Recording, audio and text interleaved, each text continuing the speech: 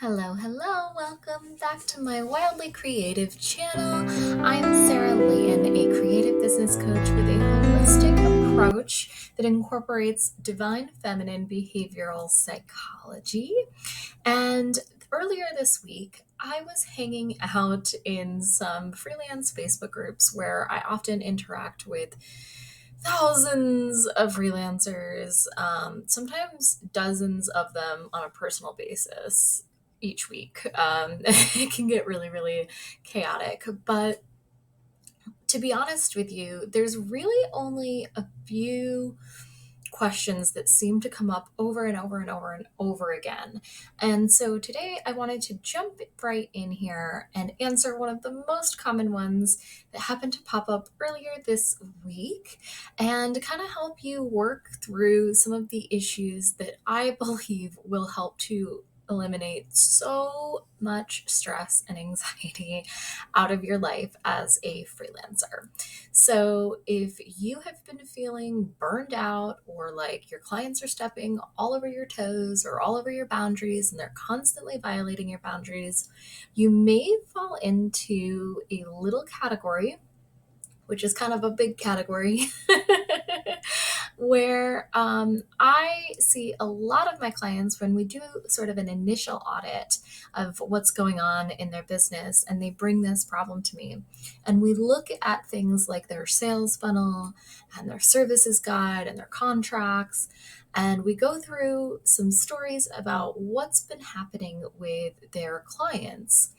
What we tend to find out is that we aren't necessarily always being quite as clear about what our expectations are of ourselves, of the project, and of the client as we think we are being. And I'm going to talk to you about a few of the reasons why this is happening and why it's going to have such a massive impact on your capacity on a day to day basis, not to mention your bottom line. So, that's what today's video is all about. Let's dive right in. Okay. All right. So if you feel like your clients are just constantly stepping over the line, and you're getting to this point where, like, every time you see a message from a client or a phone call coming in or something like that, you feel as though, oh no, like, not again, or I don't have the energy for this, or I just don't want to deal with this. That's a big sign that you could already be somewhat burnt out. But it's also a sign that you could have failed to really demonstrate and communicate what your expectations of those clients are. And as always, I'm not going to come in here and start preaching to you about mistakes that you're making. What I'm doing is sharing mistakes that I myself have made and what I've done to overcome those challenges and problems in order to live a more drama free life as a freelancer, as a business coach, as a strategist, all these things. So I hope that you understand that I'm looking at this with the utmost empathy because I know how difficult it can be if you, like me, are a people pleaser and you fear confrontation and you really, really cringe over those difficult conversations. It can be extremely hard to reinforce your boundaries with clients once they've already kind of gone over that line. And the longer you let them continue to go over that line, the more they're going to believe that they're entitled to, or that those behaviors or choices that they're making are okay.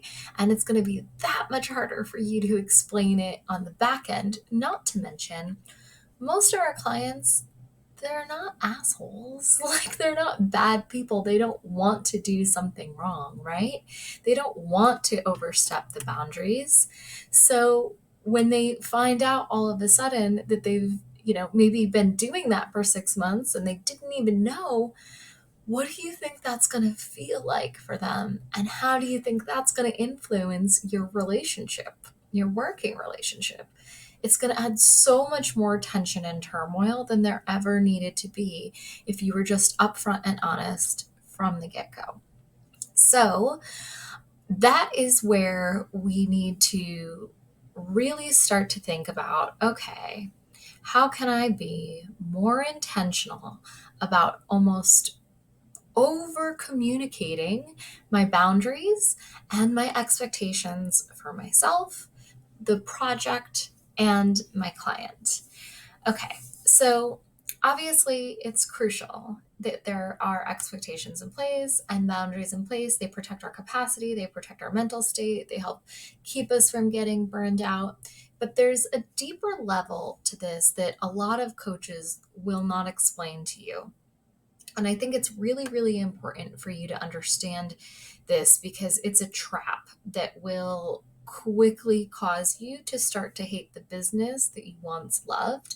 And again, I know this from personal experience, and I'll share a story with you in a moment about how this kind of played out for me one particular Christmas, fairly early on in my business, almost a decade ago. So essentially, when we have freelance clients, let's say you are a freelance writer and you're working on a long-term project of 3 to 6 months, okay?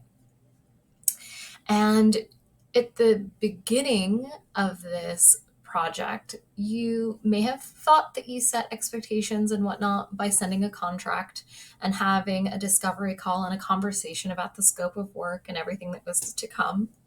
But a few months in, all of a sudden you find that this once fantasy-like easy breezy client is now starting to reach out and text or email or call more and more and more often with more and more and more questions, comments, or sometimes just random conversation as though you guys are besties or you're their sister or something like that. And all of a sudden, you might even find yourself becoming a free therapist and strategist, as I often found myself quite a few months in once my clients got more and more comfortable with me.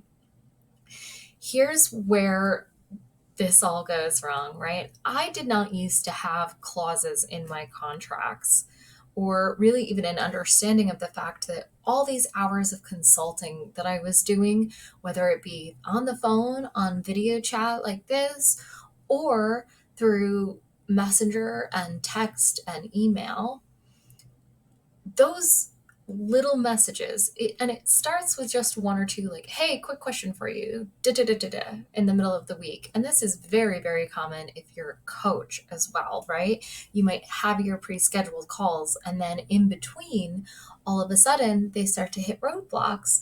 And so they'll reach out to you with questions and challenges that they're facing, right? And so, of course, our natural instinct is we want to take care of our people. We want to nurture our clients. We want to be there to provide the best possible user experience and customer experience because we really want to nurture that relationship and hopefully they'll be with us for a very, very, very long time, right? So our first instinct, especially if you come from a customer service background, is going to be to jump right in and answer that question or solve that problem for your client, whether they're a coaching client, freelance client, it really doesn't matter. This happens across the board. While that can be a positive experience for both of you in the moment, especially if you're a people pleaser because you help them get a quick solution, what actually happens psychologically on the back end for the client is from that point on, they slowly start to disempower themselves and become more and more subconsciously reliant upon you for every little thing that comes up. So every time they hit a little obstacle or have a question, things that would be so easy to Google even, their instinct and their natural go-to reaction is always going to be to reach out to you first.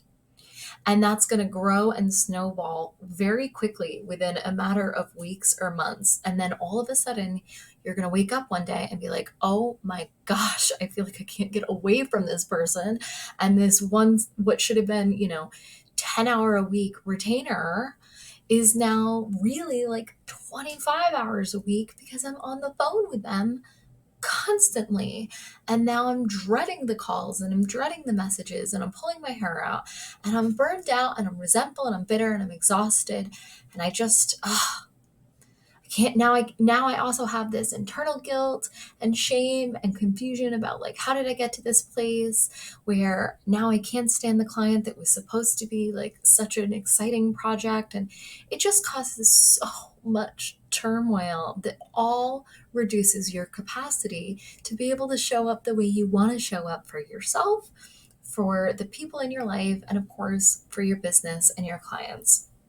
So that's a deeper psychological level of understanding around what's going on when you solve your clients' problems for them, and why it's so important that if you think you are going to need to provide additional support in between uh, project milestones or in between coaching sessions or whatever the case might be, that you build that in to your contract, into your pricing and packaging, right? To protect yourself so that you can still do that if you like to, but that so there's understanding around the value of that, and that the client doesn't just automatically turn you into their personal Google machine, right? Because again, they don't want to take advantage of you or take you for granted or do any of these things, but they also don't realize what's happening themselves, and that they really just need help to understand and value where those boundaries lie and how each one of you can benefit from that level of support. So just be open and honest with them about that, okay? Now, if you are anything like me, I am a Rebel Maiden archetype, and if you haven't already, you can take the free archetype assessment in the link provided I'll drop it in the description for you.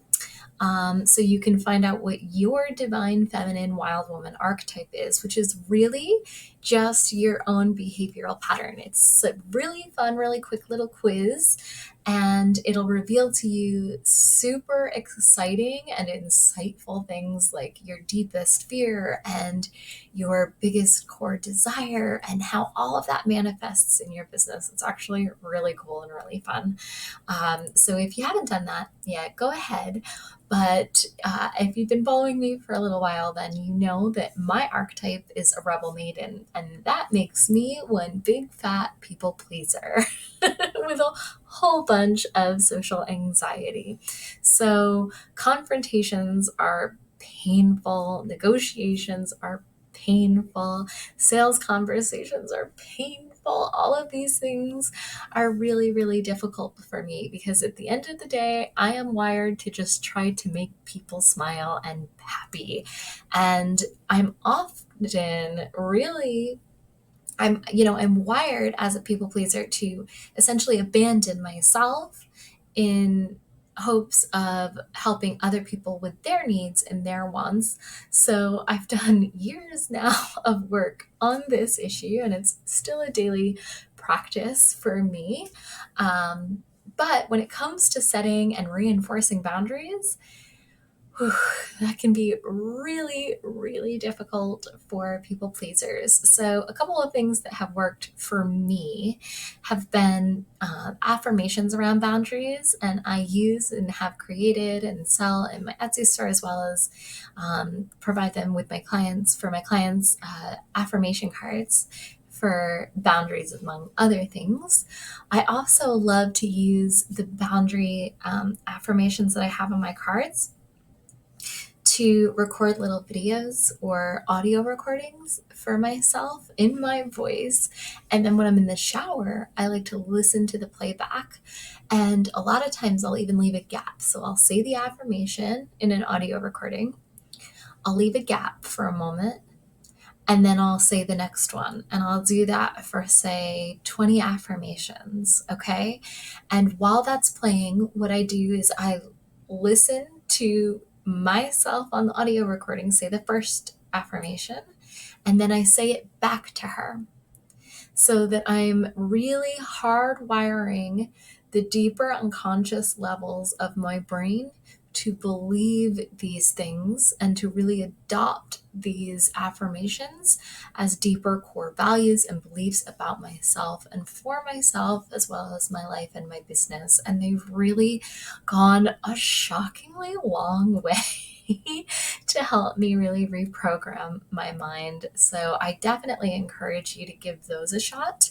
It's not the kind of thing that you try it once and then it cures all of your problems or anything like that. This is, like I said, a daily practice that I'll take into the shower.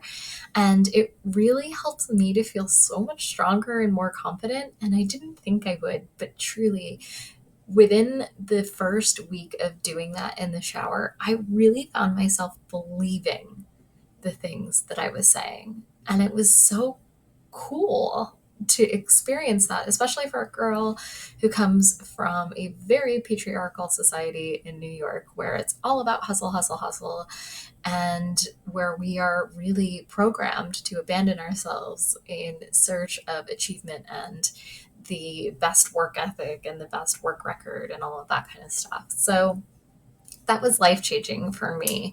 But before that, like I said, I used to struggle on a whole, I can't even say I used to struggle with boundaries. I just flat out lacked them in a lot of ways. So I think that's probably a more fair assessment.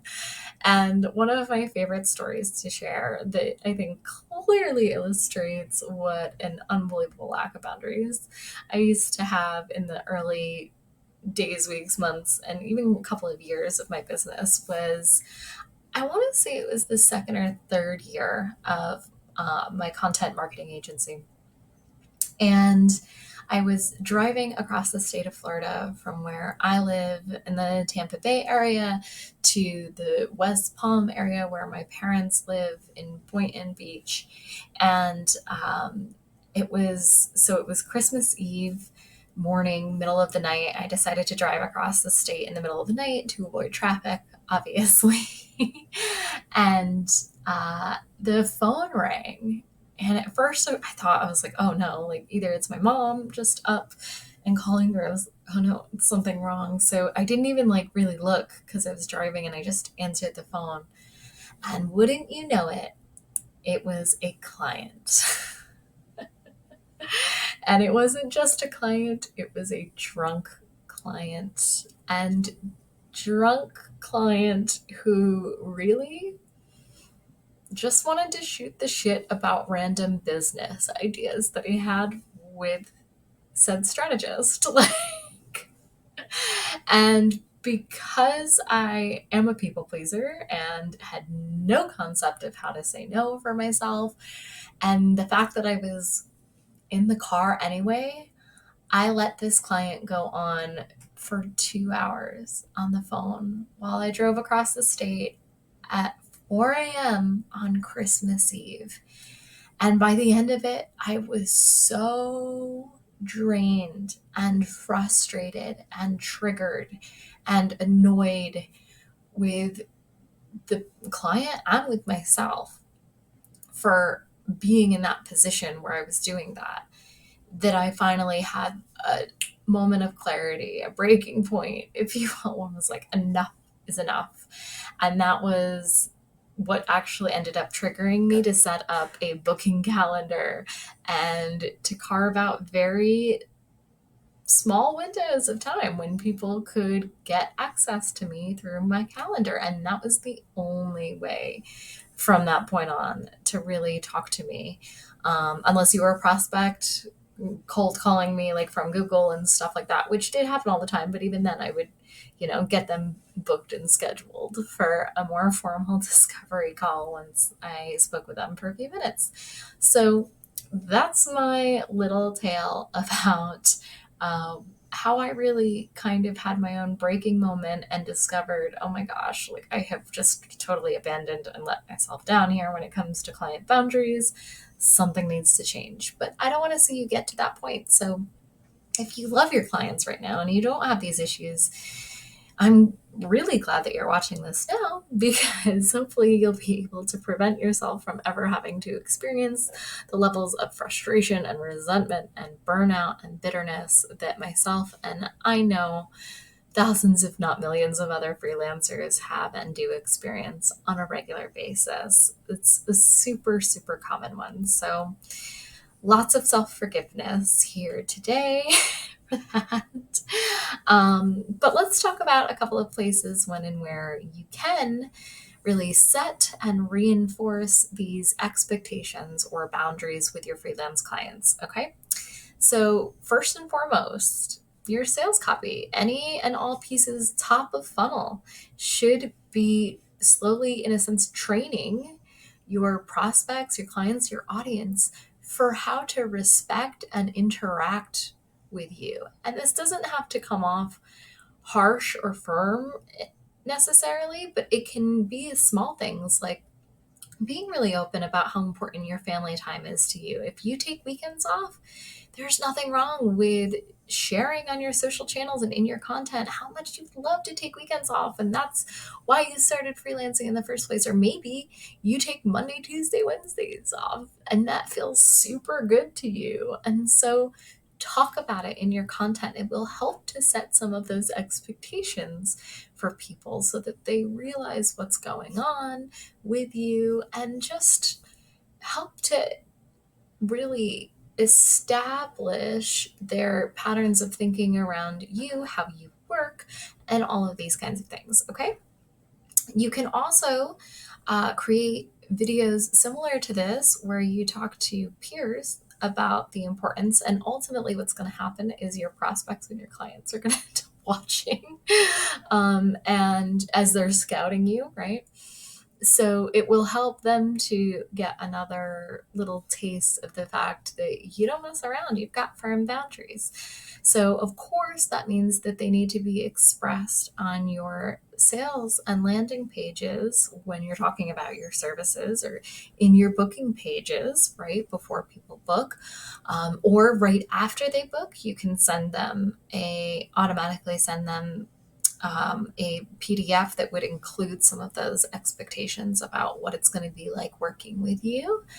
And again, the more boundaries and guidelines and things like that there are around you, the more guarded your access appears, the more desire is going to build around getting to get in on your inner circle and get that access to you. So it's actually a really, really good thing. And if you are a coach or you are a freelancer that's working with smaller business owners and startups and stuff like that, these are people that also struggle with these kinds of things. So they will often feel a lot more innate respect for you, seeing what you've been able to establish for yourself with these kinds of expectations and boundaries, when they wish that maybe they had them for themselves. And they might even actually start swapping and stealing some of those and implementing them for themselves, which will ultimately be part of your legacy. And that's something you can be really excited and proud about, right? So your sales pages, landing pages, sales copy, social media, all good places to remind your audience about expectations and boundaries. Of course, your service guides and any kind of client welcome or onboarding guide is going to matter. Your contracts are super obvious, right?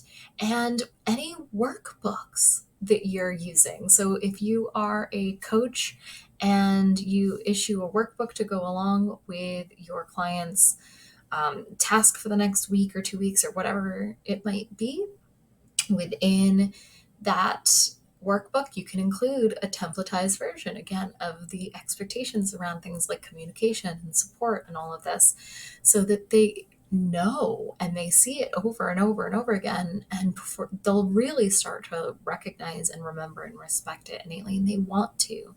People do not want to violate others' boundaries on purpose for the most part. Okay.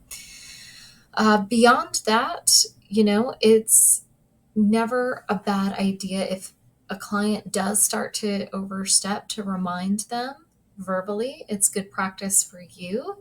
And it's again important to stop that snowball before it really starts to roll down the hill, because it's not really ever going to be just a one time thing for the most part, unless there's something crazy going on. But once you let someone violate your boundaries the first time, it's very difficult to start reinforcing them again. So I encourage you to practice a lot of self forgiveness.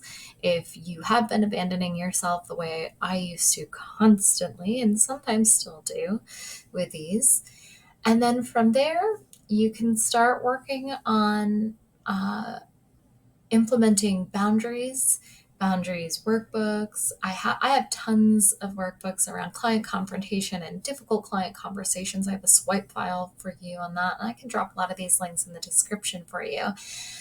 But ultimately, it can start with simply just affirming to yourself that you are worthy of these boundaries, and that these boundaries are in place to protect you, the quality of your work, and your client relationships, right? Not to mention your other relationships. So, although they might feel a little yucky on the front end if you're a people pleaser, in the long run, they'll feel incredible. I promise you this. And you, your clients, and your work are worthy of these boundaries, of this level of protection. So, with that, I'm going to let you go and just remind you that you can't have clients, or I should say, your clients cannot violate boundaries that you haven't clearly communicated. So it's really unfair for you to hold resentment and bitterness towards people that have violated invisible boundaries, right? We don't want to ever set these people up to fail in our lives with us. We want to set them up for success with us so that we can have beautiful, fulfilling, rewarding relationships. So I encourage you to take all of this into consideration and reflection, and reach out to me if you need any help with setting expectations with your freelance clients.